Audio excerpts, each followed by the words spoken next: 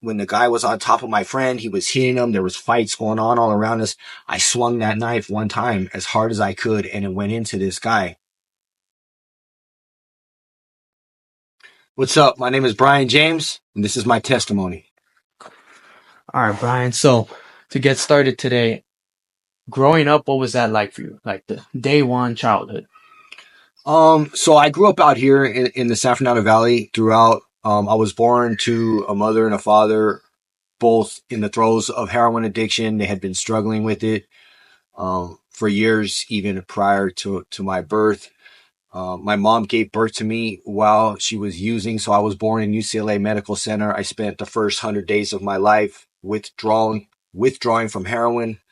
And then I entered into that type of environment at home. You know, when you have two parents that are using drugs and in the pursuit of drugs and that, you know, they forget to feed you. They forget to give you stuff to drink. So, I mean, I grew up in my early years completely neglected.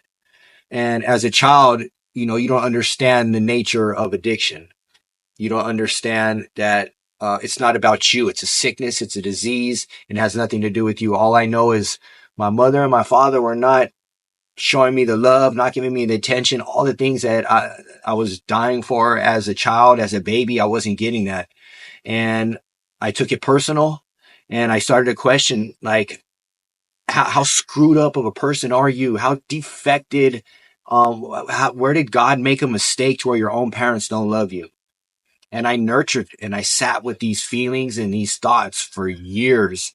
And they started to mold this angry, resentful, and which ultimately became a dangerous individual. So at 9 years old, it came to a point to where my mother and father couldn't even care for me anymore at any point. They're going in and out of jail. My father went to prison. So I ended up getting adopted by my grandparents. John and Sheila James, the greatest people that I've ever known in my entire life. They're the loves of my life. They've since passed away, but they took me in, and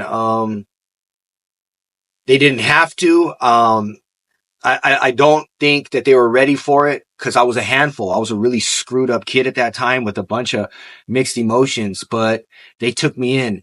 And I remember there was one day during the adoption process, and I was so screwed up that I didn't even get to see the advantages of getting, you know, welcomed into this loving home with my grandparents. They're good Christian people. And I was sitting in the hallway, and I was listening. My grandfather was talking to a social worker. And I don't know the exact context of their conversation, but I overheard my grandfather say, "We have to take him. Brian doesn't have anybody else in the world." So in that moment, the way my young mind perceived that was, "You don't want me either. You just said it. You have to take me. I don't have anybody. So now you're taking me because you have to." And now my resentment, my anger shifted towards them now. And they're giving me a beautiful life, but I'm unwilling to accept it because I'm feeling so in love. Nobody wants me. And at this stage at 9, now I'm starting to act out. This is why I start getting in trouble. This is why I start, you know, it's 9, 10, 11. So it's small, you know, what most kids do, throwing rocks, breaking windows. It evolved into stealing. And I became, you know, such a burden and a headache for my grandparents. It was so difficult. I dragged them in and out of juvenile halls, visiting me, in and out of camp, in and out of YA, until a murder trial. Until at 16 years old, I went to a party one night. And let me tell you, this is not a random event. You know, this was not a random event. At this stage in my life, I'm not going to school like I should. I'm staying out late at night. I'm using alcohol. I'm smoking marijuana. Later on, I got into methamphetamine. So I'm doing a ton of things that all add up to this moment. And I'm at a party, and there's a rivals at a party. Yeah, at this point, you're in a gang. At this point, I'm in a gang. Mm-hmm. Yeah, I joined a gang. And the reason I joined a gang, because as a young kid, I didn't necessarily live in a neighborhood where gangs were present. I had to actually travel a mile or two, not far, but they were down the way because I was looking for something. I used to hear the songs, gangster rap. I would see the movies on TV, and I would hear phrases like, "This is for life," "Nothing but love." We're family. This stuff was music to my ears, and I realize they were like advertisements to me. This is what I need. This is what you're looking for. So I went there and I got jumped in. And it was the greatest feeling of my life. I put away Brian James and I got a whole new nickname. They called me Lonely, and I got a neighborhood, and it came with the girls and the money and the cars and just everything because all I was an unwanted, unloved kid to dope fiend parents. That's the way I viewed myself. My self-esteem was in the gutter. So this filled me up, and I would have done anything for these people to continue to accept me as one of theirs, which led to me going in and out of juvenile hall, coming out, getting praised for that. I lived for that until that night that we went to a party, and, there were some rivals there. Everybody was drinking. This is in the 90s. This was common at the time, and a fight broke out. And like always, I had a weapon on me. That night, it happened to be a knife. And when the guy was on top of my friend, he was hitting him. There was fights going on all around us. I swung that knife one time as hard as I could, and it went into this guy. And a couple of my friends also stabbed him, and he ended up dying that night. I was 16 years old, and the next morning they arrested 5 of us and charged us all with his murder. My grandparents again, dragging him through this. That's a lot of what drives me today. But I ended up going through the system. I was tried. I went to a trial. It was about a 2.5 week trial. I was ultimately convicted. I was convicted at 17 at that time. Takes a while, about a year to get into trial. And I received a 20 to life sentence. On my 18th birthday is when I arrived in prison. Some of all the issues that led to my incarceration, my substance abuse, my anger, my rage, my resentment towards the world. I hated the world. All my friends, nobody had to go to court and see lawyers and social workers just to have a family or somewhere to live. And it pissed me off that I had to go through this. And I felt like I was not a part of a world, of a society, and I hated everybody for that. And that's what caused me to act out when nothing had changed. So now I'm in prison with the same type of people. So, and I dove headfirst into it. I elevated as a better gang member, a more serious, intense drug addict. So that's the only thing that was on your mind, becoming a better gang member. I didn't have any desire. There were 2 things that happened in prison in the first 3 years that kind of molded me because I didn't really get my stuff together I went about 17 years pretty hard in there until I actually had a moment where I said, something's got to give. But those things were about a year and a half in. I was 19. I went to see 2 members of the parole board. It was called a documentation hearing. They said, "Mr. James, you're going to the parole board in 20 years. By that time, we want your GED or your high school diploma. We want a college degree. We want some trades. We want good behavior. You need to have insight, take responsibility, all the things that a person should have." Mm-hmm. And so I said, okay, at this time I'm clinging to hope. And I said, if I check all those boxes, which you said, can I go home one day? And both of them started laughing. And the guy says, "Man, your parole officer hasn't even been born yet, man." And I remember I just sat back in my seat right there. I said, man, I knew what I had to do. Everything I needed to know was on the yard. I know how to self-medicate. I had enough rage to survive in there because I wasn't raised in an environment that prepares you for a life in a level 4, like in some of the worst prisons in California. I just wasn't raised that way, but I had enough anger and enough rage that would allow me to sustain myself and survive in that environment. It was about my 3rd month when I saw my first serious it was a murder that happened on the yard. They were playing baseball and they came up. This guy hit the ball and he ran to first base. Well, somebody grabbed a bat and went behind him, and he swung that bat and hit the guy in the base of the neck like as hard as he could. And I'm sitting against the handball wall, and I'm with one of the older guys that was kind of showing me around, and he tapped me. He goes, right before it happened, he goes, "Watch that game over there." And as soon as the guy dropped, two other guys got on top of him and just started stabbing him. And I remember I was watching it, and I was looking, and I was thinking to myself, I said this exact words to my head: "Brian, don't you fucking look away. This is your life now. This is your life. You need to get used to this." And I wasn't prepared for that. I was shook to my core observing this right there. I wanted my mommy. I wanted my grandma. Like it was terrifying watching that right there. That changed me. That really changed me. That really shook me right there. It really woke me up to the type of world that I was living in. 7 months later, in the kitchen, I was going to the work in the morning. This was after a riot took place in the yard. I was going early in the morning. There was an altercation, and I was stabbed 27 times by, and in the world of gangs, they don't recognize ages. These are 40-year-old men that were stabbing me. I was 19 years old, 3 of them. They stabbed me 27 times. This was a result of the riot that was still going on. My door was accidentally popped with the wrong doors, and that's what happened. Following that is when I used heroin 2 days later. And my life just spun pretty much out of control for the following 17 years in prison. Like nothing, in and out of the hole, in and out of trouble. I had moments, you have epiphanies, you have moments of clarity.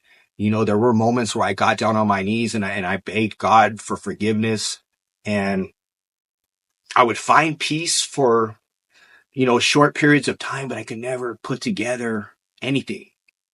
Maybe because I wasn't giving the full effort. I wasn't sincere. I refer to myself as a crisis Christian. I would always go to God in moments of crisis. When I'm in trouble and my back's against the wall, that's when it's, "Hey, God," And in my life, God has always had a way of showing up. When I'm not doing what I'm supposed to do, he will bang me against a wall really, really hard. And it's a wake up call, and it'll snap to me. But,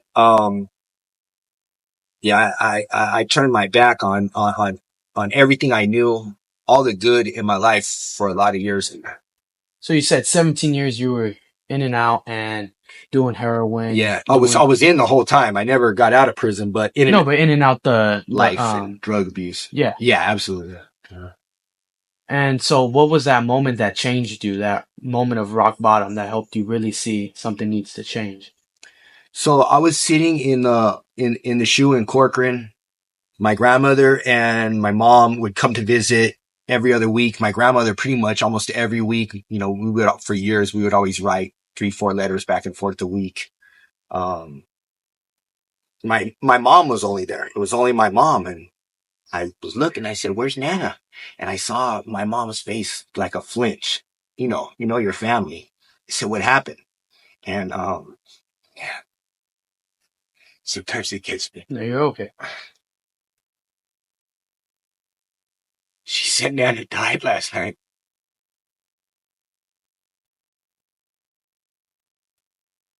And I remember I just dropped. I almost fell off the seat, and it was in that moment, like in the following 30 days, that I sat in my cell, and I remember thinking, like, what do you have to show for your life? Like, I'm covered in tattoos. Like, I got scars from needles. I got stab wounds.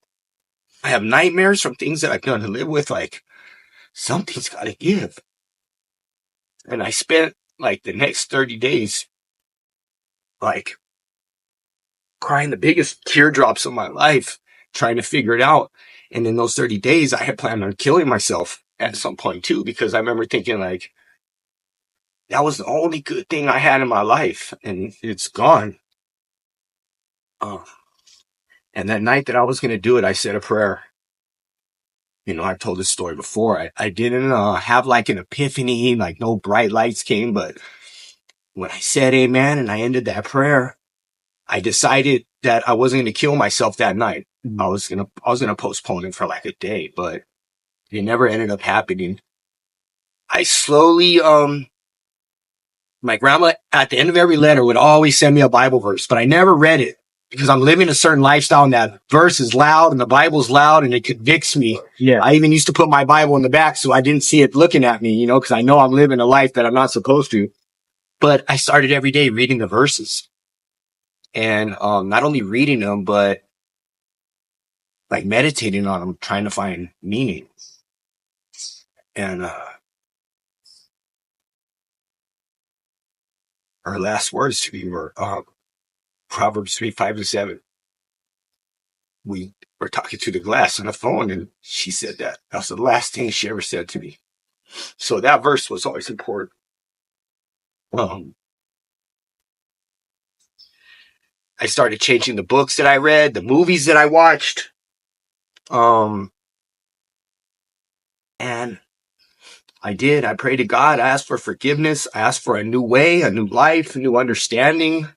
I tried to get in tune spiritually. I know that's the key. That's the key. Like for me today in life, just, if you're in touch spiritually, everything else will fall in place. And sure enough, it did. I got out of the hole. I started, a law change called SB 260 that said if you get arrested for like a crime like murder at the age of 16, you have an opportunity to parole because it talks about brain science and the ability of a child to make a decision. And by that point, I had started turning a corner in my life. And then this dog program, the Positive Change Dog Program popped up. Last time I had a dog was maybe 25, 26 years ago. I'd been in prison 25 years at that point. So I signed up for it. I mean, I'm grasping for any kind of hope in life at this point. And I became part of the program. It altered the course of my life. I trained and rehabilitated a dog named Flynn, who my family adopted and I paroled to, and a dog named Sheldon. I trained and rehabilitated Sheldon. And, the things that I learned from that, the work ethic, the emotional, it's still, it's who I am still to this day. So, that dog program was a huge part of my life and it's what I do now. It's what I do today. I couldn't imagine a world without dogs in it, because of that dog program, I was able to go to, a lower level facility, like a level 3 facility, which I had never been to at that point. And, that's where my parole happened. I spent year 26, 27, 28, and 29 there going to college. I got baptized there, doing all the things that I needed to do, become a whole human being and prepare to come out here into the streets and, fight these battles that are out here every single day. And it was on July 15th of 2022 that I walked out of Ironwood after 29 years and 3 months in prison. And how has life been for you now on the outside, on the other side of your actions that you had committed? So today is, day 825 free. I have a thing I do on my Instagram sort of where I count my days. I try to put a quote with it, something, try to do something motivational, try to put something positive out there on the internet. It's been a challenge. It's been a challenge. You just saw me get emotional. We were close to my grandmother's birthday. That's why. And it's learning, to live. I came to terms with her death in there, but it's different out here. Everything is new to me. Everything's a new experience. But my hardest challenge is like not losing things. I lose everything. I'm not accustomed to having so many things, so many spots, so many pockets and everything. That, I'm newly driving. I'm 47 years old, newly driving. The freeway gets a little bit of anxiety, but I think I'm a pretty good driver now.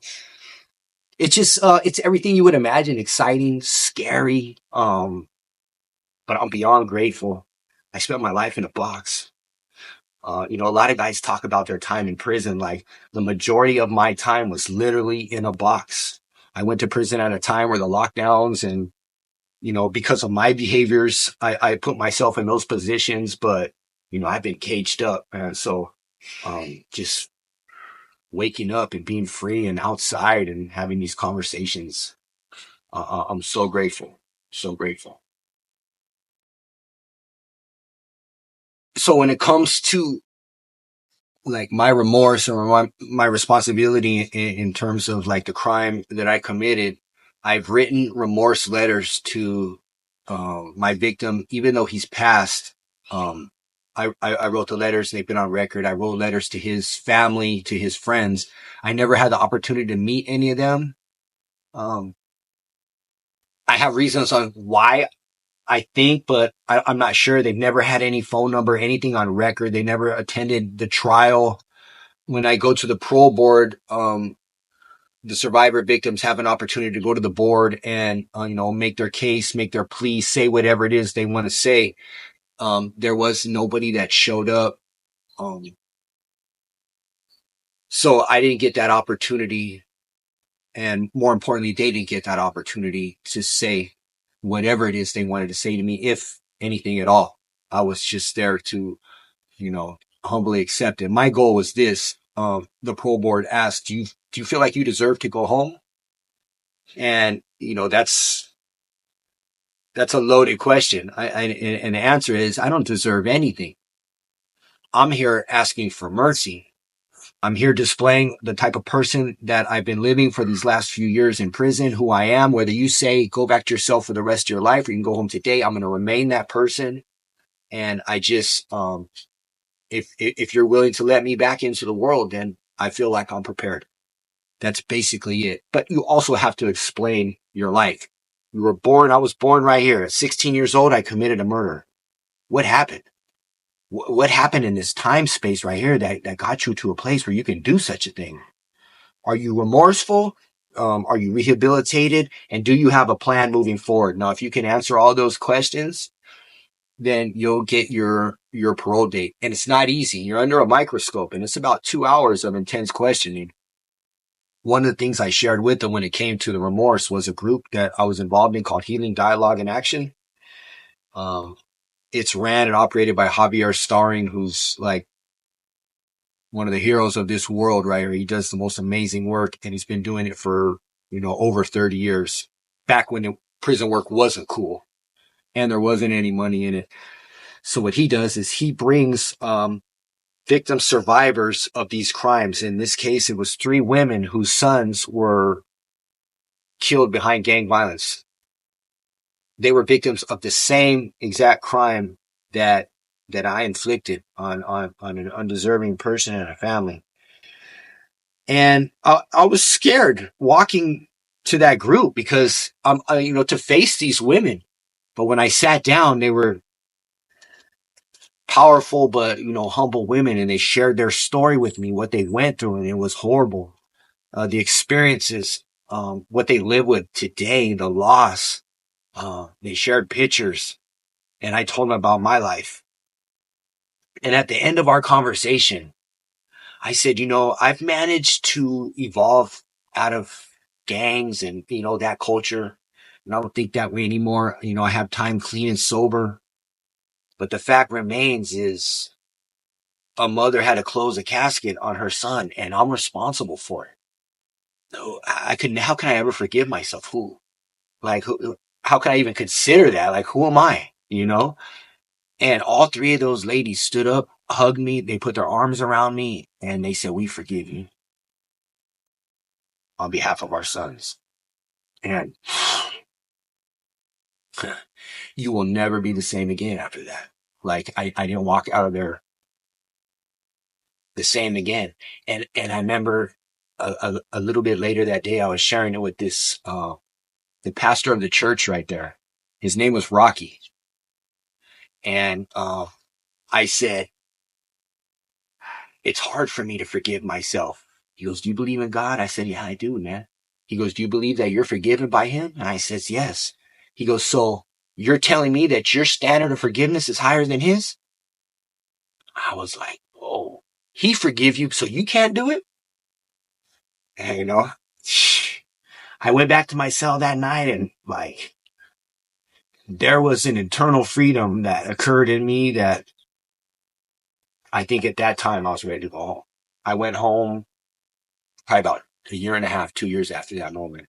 But I think that was the last because, I had all the coping skills. I had been working the anger management, all that, but the heart work, that deep heart work, that's the important stuff, because that's the stuff that can really start spinning a person like me out of control, like with the emotions and stuff like that. So, I carry that story with me, man. It's precious. And going through these changes in prison, what was that like in an environmental standpoint? Like, as Yeah. in your cellie telling you, how did they look at you as you're Yeah. changing? Well, lucky for me, I guess, I was a little bit older. As I said, I dragged that lifestyle on forever. I must have like a high threshold for pain or what, but so I had been older. I had done a lot of things and, I was genuine and people, they knew me. No matter how I was, whether I was suffering in drug addiction, whether I was, people knew I've always been kind of like an open, genuine person. So I think they saw somebody going for change. They saw a law had changed. Somebody had been almost in prison his whole life. And I wasn't alone. There was a ton of guys like me who had been in jail, who had been in prison we'd grown up in there. The laws had changed. We have an opportunity and we're going to go for it. So, for the most part, all support, all support. You'll get the jokes like, hey, you're a church boy now. Look at you, like, going to group and stuff. But it wasn't, the intention behind it wasn't bad. It was just like, clowning around, which was hard because, you're really a proud, ego driven type person, but it became easier and I evolved my goal was I had been lonely my whole life to discover Brian James. That's still what I'm doing right now. I'm developing Brian James. I put him away at 9 years old. So, I'm developing him now out here in the world. And do you think that this is the plan God had for you since birth, or did you alter that? Did you change it based off the decisions you made when you joined the gang, when you decided to shoot those shots, when you decided to do the things that you did? Yeah. I've thought about that and it's so hard because it's hard for me to reconcile with a plan of, a life being lost in order. But I don't know. That's my goal out here to save a lot of lives. And, my motivation is the life that I took. Um, I said everything I need to say to him in that letter. I wrote that letter easy. I wrote that letter 100 drafts before I said, this is the one. I said my prayer and I submitted it to the state because they have a box for, victims if they ever want can go read it. So yeah, that's important. That's really important. And do you believe now, as Brian James, your life has changed because of God? 100%. He's the author. It starts and ends with him. I have no, 100% clear on that. My life is a testimony of that. Um, I should have been dead a million times. I lived a suicidal lifestyle. I've done things that I don't deserve to be sitting here, and other people have lost their lives that, you just got to trust God, trust the process. Um, I try to make my plans. I try to do it my way and it never works out. When I let go and I sit back and I say, man, it's all you. Things just start happening and it just starts working. I don't have an explanation. It's just how it is. That's how in my life, at least. And if you had any advice for maybe your younger self, what would you tell yourself? That person that was filled up with so much rage and resentment to the world, how would you try to help your younger self or somebody that's going through those things? That's the hard thing is nothing would have worked. There's nothing like, that's my message, when I talk privately to like, because I know what the young kid is going through. I've suffered every kind of pain imaginable. So I recognize the behaviors and I know where they come from. My message is I try to pound into their heads like it's not your fault. The fact that your dad's not here has nothing to do with you. He's fighting his own. Like, don't take it personal. I'm trying to, it's almost impossible Yeah. because as a child, it's your parents. Nobody's telling you anything. I'm still going to get my message. And I always say, what I'm telling you now, it's probably you're not going to understand it till about 5-10 years, but please listen, but you can't preach them. I just give them the information. If you do this, this is what's going to happen. If you do this, this is what's going to happen. It's on you. That's all I can do. And do you believe that you needed to be lost in order to be found? Yeah, 100%.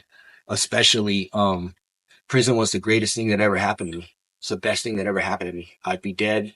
Other people would be hurt. I would have continued just paving a path of destruction in the world. All the pain that I felt in my life, I was just giving it to the world, to anybody. Give me any reason. And it was all just me. So the healing and, and the forgiveness and, the love and what I found, that's what I'm trying to give back. That's what I'm trying to do now. That's the goal.